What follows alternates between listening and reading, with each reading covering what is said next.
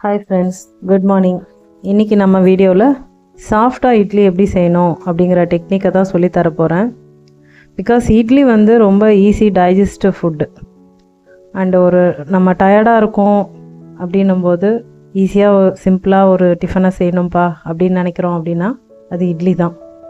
So அந்த இட்லியை வந்து நம்ம எப்படி சாஃப்டாக செய்யணும். நிறைய பேருக்கு ஏன்னா இட்லி பிடிக்காது, ஏன்னா ஹார்டாக இருக்கும், அதனால் பிடிக்க மாட்டேங்குது. ஸோ அதை நம்ம சாஃப்டாக அதுக்கான சூப்பர் சைட் டிஷ்லாம் பண்ணி கொடுத்தோம்னா ஈஸியாக சாப்பிடுவாங்க. இந்த இட்லி எப்படி செய்யணும் அப்படிங்கிறது தான் இன்றைக்கி வீடியோக்குள்ளே.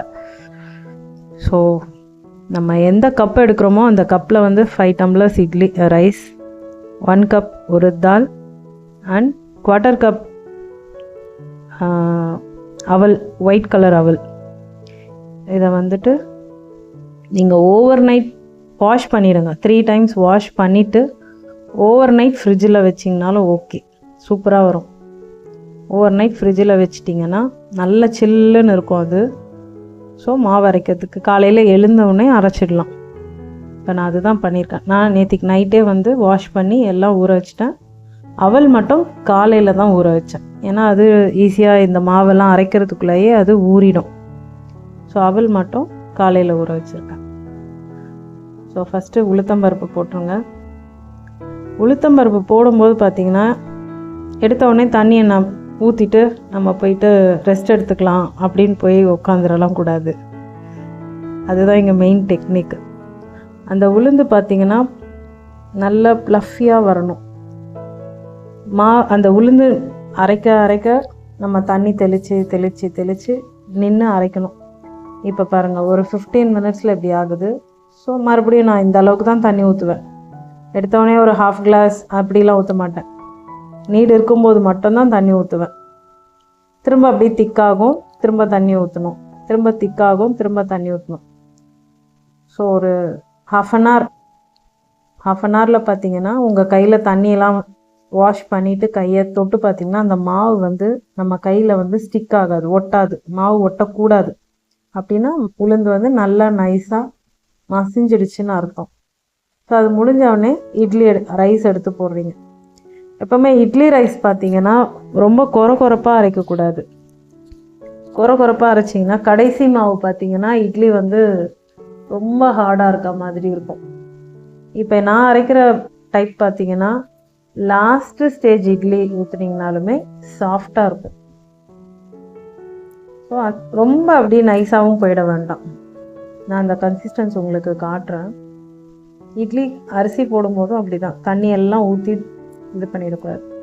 எவ்வளோ அந்த இதுக்கு தேவைப்படுதோ அப்போது ஊற்றணும். இந்த ரைஸ் போட்டதுக்கப்புறம் அவல் ஊற வச்ச அவலையும் போட்டுடணும். போட்டுட்டு அரைக்க ஆரம்பிச்சு ஹார்ட்லி நான் இப்போ ஒரு 5 கிளாஸ் ஆஃப் ரைஸும் 1 கப்பு உருத் தால் போட்டதுக்கு பார்த்திங்கன்னா எனக்கு டோட்டலாக ஒரு 1.5 hours தான் ஆச்சு அரைக்கிறதுக்கு. ஸோ இப்போ பாருங்கள், அந்த டெக்ஸ்சர் பாருங்கள். ரவையை விட அடுத்த டெக்ஸ்சர் போயிடணும். ரவையை விட அடுத்த இது போயிட்டு சால்ட் போட்டுட்டு நல்லா கலந்து ஃபர்மெண்ட் பண்ண விட்டுருங்க. அதாவது புளிக்க வச்சுருங்க 8 to 9 hours. எனக்கு கல்லுப்பு போட்டு தான் பழக்கம், அதனால் எனக்கு அப்படி கல்லுப்பே பழகிடுச்சு. ஸோ இந்த அளவுக்கு பார்த்திங்கன்னா என்னோடய கை டேபிள் ஸ்பூனில் பார்த்திங்கன்னா ஒரு 2 டேபிள் ஸ்பூன் போடலாம். சால்ட்டாக இருந்தாலுமே ஒரு 2 டேபிள் ஸ்பூன் போட்டுடலாம். எப்போவுமே கரைக்கிறது வந்து நம்ம கையை வச்சு தான் கரைக்கணும், கரண்டிலெல்லாம் கரைக்கக்கூடாது. நம்ம கையை வச்சு கரைச்சோம்னா தான் உங்களுக்கு நல்லா அது ஃபர்மெண்ட் ஆகும். இது ஈவினிங், நான் காலையில் ஒரு 6 o'clock அரைச்சேன். ஈவினிங் இது ஒரு 7 o'clock, 7 ஆயிடுச்சு. ஆமாம், 7 o'clock அரைச்சேன். ஸோ ஃபஸ்ட் டைம் இட்லி ஊற்றுறோம்.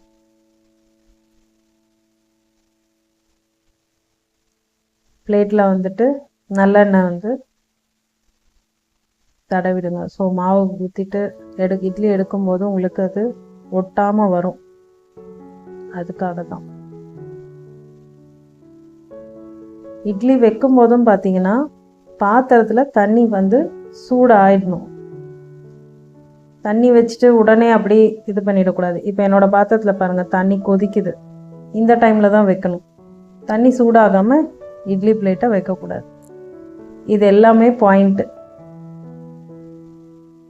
இந்த டெக்னிக் எல்லாமே நீங்கள் கரெக்டாக பண்ணிங்கன்னா உங்கள் இட்லி வந்து ஃப்ளஃபியாக சாஃப்டாக சூப்பராக வரும்.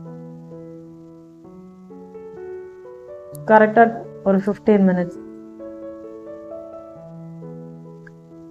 அண்ட் வந்து இந்த ஒரு இட்லி மாவில் பார்த்தீங்கன்னா நம்ம தோசை ஊற்றலாம், ஊத்தாப்பம் செய்யலாம், குழிப்பணியாரம் செய்யலாம், அண்ட் ஆப்பம் கூட பண்ணலாம். நான் எல்லாத்துக்கும் தனித்தனியாலாம் அரைக்க மாட்டேன். ஒரே மாவு எல்லா டிஷ்ஷும் ஒரு நாளைக்கு ஒன்று பண்ணிடுவோம், அவ்வளோதான். இட்லி நிறுத்தினதுக்கப்புறம் உடனே வந்து தட்டிலேருந்து எடுத்திங்கன்னா நிறைய ஒட்டும். ஸோ ஒரு ஃபியூ மினிட்ஸ் விடணும். அப்படி இல்லைனா இட்லியோட பேக் சைட் தட்டில் வந்து தண்ணி தெளிக்கணும். எல்லோரும் இட்லி மேலே தண்ணி தெளிப்பாங்க. நான் இட்லி மேலே தண்ணி தெளிக்க மாட்டேன் எப்போவுமே. இட்லி தட்டுக்கு பேக் சைடில் வந்துட்டு கீழே ஒரு தட்டு வச்சுருவேன். நம்ம ஃபுட்டு சாப்பிட்ற பிளேட்டை வச்சுட்டு இந்த இட்லி தட்டை அது மேலே பேக் சைட் திருப்பி போட்டுட்டு இது பண்ணுவேன். பாருங்கள் எவ்வளோ சாஃப்டாக இருக்குது பாருங்கள். இது சூடாக இருக்கிறதுனால சாஃப்டாக இல்லை, 6 நாளுமே சாஃப்டாக தான் இருக்கும்.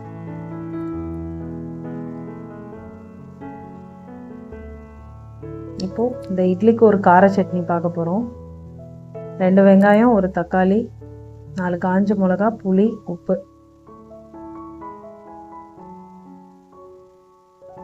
ஆயில் வந்து ஒரு 2 டேபிள் ஸ்பூன் எடுத்துக்கோங்க. ஆனியன்ஸை வந்து ஸ்லைஸ் பண்ணிக்கோங்க, தக்காளியை ஸ்லைஸ் பண்ணிக்கோங்க. இன்னொரு தக்காளி இருந்தாலுமே போட்டுக்கோங்க, இன்னுமே நல்லாயிருக்கும் சட்னி. பட் அன்றைக்கி என்கிட்ட தக்காளி ஒன்று தான் இருந்துச்சு, நான் வாங்க மறந்துட்டுருக்கேன். ஸோ இன்னும் ஒரு தக்காளி போட்டுக்கோங்க, நல்லாவே இருக்கும். எப்போவுமே வெங்காயத்தோட தக்காளியோட குவான்டிட்டி கொஞ்சம் எக்ஸ்ட்ராவாக இருக்கணும், அப்போது நல்லாயிருக்கும். அண்ட் வந்து காஞ்ச மிளகா, புளி, உப்பு, தக்காளி எல்லாத்தையும் போட்டு நல்லா வதக்குங்க. தக்காளியும் போட்டுடுங்க.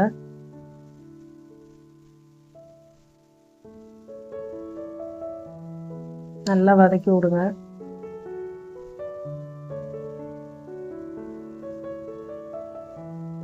இது ஒரு 5 மினிட்ஸ்க்கு அப்புறம் அந்த தக்காளி எல்லாம் நல்லா ஸ்மாஷ் ஆகிடும். ஸோ அதுக்கப்புறம் அதை ஆற வச்சுட்டு அரைச்சிருங்க. நல்லா கூலாகும்.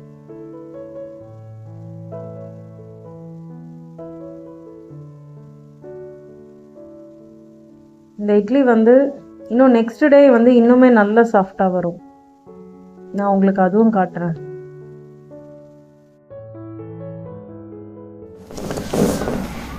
நல்லா ஆறுனதுக்கப்புறம் சட்னி அரைச்சிருங்க. இப்போ அதுக்கப்புறம் நம்ம குழிப்பணியாரத்துக்கு ரெடி பண்ணி வச்சுக்கலாம்.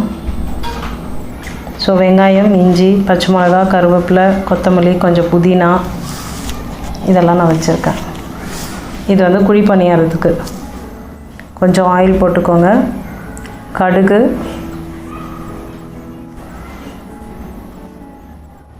½ டீஸ்பூன் உளுத்தம்பருப்பு, கடலைப்பருப்பு ஒரு ½ டீஸ்பூன் இல்லை ஒரு டீஸ்பூன் போட்டுக்கலாம். ஜீரகம் ஒரு 1/4 டீஸ்பூன் போடுங்க. இதெல்லாம் கொஞ்சம் ப்ரௌன் ஆகட்டும். கொஞ்சம் நேரம் இப்படி நல்லா வதக்குனிங்கன்னா அந்த கடுகெல்லாம் நல்லா பொரிஞ்சிரும். அதுக்கப்புறம் அதில் ஆனியன், பச்சை மிளகா, இஞ்சி, கருவேப்பிலை, கொஞ்சம் புதினா, கொத்தமல்லி. கேரட் இருந்தால் கேரட்டும் போட்டுக்கோங்க. நான் ஃபஸ்ட்டு கேரட் எடுக்க மறந்துட்டேன். பட் மாவு மிக்ஸ் பண்ணும்போது எனக்கு ஞாபகம் வந்துச்சு. ஸோ நான் ஃப்ரெஷ்ஷாகவே அப்படியே போட்டுட்டேன். உங்கள்கிட்ட கேரட் இருந்ததுன்னா இந்த ஸ்டேஜில் கேரட்டும் போட்டு வதக்கிடுங்க. வதக்கிட்டு எல்லாத்தையும் மிக்ஸ் பண்ணிவிடுங்க. இது வந்து நம்ம சட்னி ப்ரிப்பேர் பண்ணோம் இல்லைங்களா, அதுக்கு தாளிப்பு.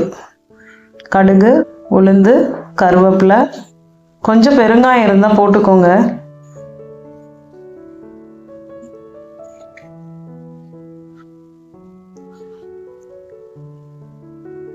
தேங்க்யூ ஃபார் வாட்சிங். என்னோடய வீடியோஸ் வந்து எப்படி இருக்குன்னு பாருங்கள், கமெண்ட் பண்ணுங்கள் அண்ட் சப்போர்ட் பண்ணுங்கள். வேறு ஏதாவது உங்களுக்கு ரெசிபீஸ் வேணும்னாலும் எனக்கு சொல்லுங்கள், நான் போடுறேன் உங்களுக்கு. இது வந்து சட்னி அரைக்கிறோம், நம்ம ஆற வச்சுருந்தோம் இல்லையா, வதக்குனது. எப்போவுமே நல்லா கூல் ஆனதுக்கப்புறம் சட்னி அரைங்க, இல்லைன்னா உங்கள் கிச்சன் வந்து வேறு மாதிரி ஆகிடும். ஸோ பொறுமையாக நல்லா கூல் ஆச்சா அப்படின்றத ஒரு தடவைக்கு 2 தடவை செக் பண்ணிவிட்டு சட்னி அரைங்க. எப்போவுமே மிக்ஸி போடும்போது ஹாட்டாக அரைக்கக்கூடாது எதுவுமே. ஸோ சட்னி அரைச்சிட்டு கொஞ்சம் தண்ணி ஊற்றிக்கோங்க. நல்ல ஸ்மூத் பேஸ்ட்டாக அரைச்சிட்டு கொஞ்சமாக தண்ணி ஊற்றி மறுபடியும் நைஸ் பேஸ்ட்டாக அரைச்சிருங்க. இது போல். ஸோ இன்னொரு பவுலுக்கு ட்ரான்ஸ்ஃபர் பண்ணிக்கோங்க. அதுக்கப்புறம் மிக்சியில் கொஞ்சம் தண்ணி ஊற்றி ஷஃபிள் பண்ணி அந்த பேலன்ஸ் வாட்டரையும் அந்த சட்னியோட மிக்ஸ் பண்ணிவிட்டு இந்த தாளிப்பு பெருங்காயம் மட்டும் கொஞ்சம் ஆட் பண்ணிக்கோங்க, நல்லாயிருக்கும் ஃப்ளேவர். பெருங்காயம் ஃப்ளேவர் பிடிக்காதவங்க வேண்டாம், விட்டுருங்க. இட்லி சட்னி. நான் சொன்னேன் இல்லைங்களா, கேரட் மறந்துட்டேன் அப்படின்னு சொல்லிட்டு. ஸோ கேரட் இருந்தது, அகைன் பார்த்தேன், சரி கேரட்டையும் துருவி போட்டுட்டேன். ஸோ நெக்ஸ்ட்டு வந்து நம்ம ஊத்தாப்பம் ஊற்ற போகிறோம். எப்போவுமே ஊத்தாப்பம் வந்து நான்ஸ்டிக்காக இருந்தால் பிரச்சனை கிடையாது. மேபி கேஸ்ட் அயர்ன் இல்லை இந்த மாதிரி இண்டாலியம் இது வச்சுருந்தீங்கன்னா ஃபஸ்ட்டே ஆயில் போட்டு கொஞ்சம் நேரம் சோக் பண்ணி வைங்க, ஒரு 1 hour. அப்படியும் உங்களுக்கு வரல அப்படின்னு ஃபீல் ஆச்சுன்னா கொஞ்சம் ஆனியன் அதுலேயே அந்த ஆயில் போட்டு அதுலேயே ஆனியனை போட்டுட்டு கொஞ்சம் சாட்டே பண்ணி நல்லா வதக்கிட்டு அதுக்கப்புறம் ஊற்றுங்க, நல்லா வரும். அப்போவும் பார்த்தீங்கன்னா ஃபஸ்ட்டு டைம் கொஞ்சம் கஷ்டமாக இருக்கும், செகண்ட் டைம்லேருந்து நல்லா வர ஆரம்பிச்சிடும். ஸோ நம்ம அதே மாவில் அடுத்தது தோசை ஊற்றுறோம். எப்போவுமே தோசையும் கேஸ்ட் அயர்னில் வந்து தோசை ஊற்றுனீங்கன்னா டேஸ்ட்டு நல்லாயிருக்கும், நல்லா கிறிஸ்பாக வரும். நான்ஸ்டிக் ஒரு எமர்ஜென்சிக்கு வச்சுக்கலாம். என்கிட்ட நான்ஸ்டிக் ஒன்றே வச்சுருந்தேன், இப்போ அது கூட கிடையாது.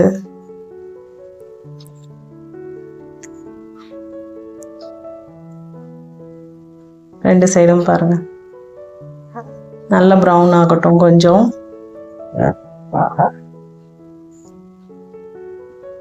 ப்ரௌன் ஆனோடனே எடுத்துட வேண்டியதான். தோசை பாருங்கள் எவ்வளோ கிறிஸ்பியாக இருக்குது. பொட்டேட்டோ மசாலா பண்ணிங்கன்னா இதுவே மசால் தோசையாகவும் வச்சுக்கலாம். நான் அதை வேறு ஒரு வீடியோவில் உங்களுக்கு காட்டுறேன், மசால் தோசை எப்படி பண்ணுறதுன்னு சொல்லிட்டு. இது வந்து ஊத்தாப்பம் பண்ணுறோம். ஊத்தாப்பத்துக்கு கொஞ்சம் திக்காக ஊற்றிக்கோங்க. திக்காக ஊற்றிட்டு ஆனியன்ஸ் வந்து பொடியாவோ இல்லை ஸ்லைஸோ எப்படி உங்கள் வீட்டில் எப்படி சாப்பிடுவாங்களோ அதுக்கேற்ற மாதிரி கட் பண்ணி போட்டுக்கோங்க. நான் இன்றைக்கி ஸ்லைசஸாக போடுறேன். எங்கள் வீட்டில் ஒவ்வொருத்தவங்க ஒரு மாதிரி சாப்பிடுவாங்க. ஸோ இன்றைக்கி ஸ்லைசஸாக போடுறேன். உங்களுக்கு வேணும்னா இட்லி பொடி மேலே போடலாம். பட் நான் வந்து இன்றைக்கி வந்து ரெட் சில்லி பவுடர் தான் போடுறேன், பசங்களுக்கு அது ரொம்ப பிடிக்கும். ஸோ ரெட் சில்லி பவுடரும் புதினா லீவ்ஸு அண்டு கொத்தமல்லி லீவ்ஸு இது ரெண்டும் கொஞ்சம் போட்டுட்டு ஊத்தாப்பம் பண்ணுறேன் இன்றைக்கி.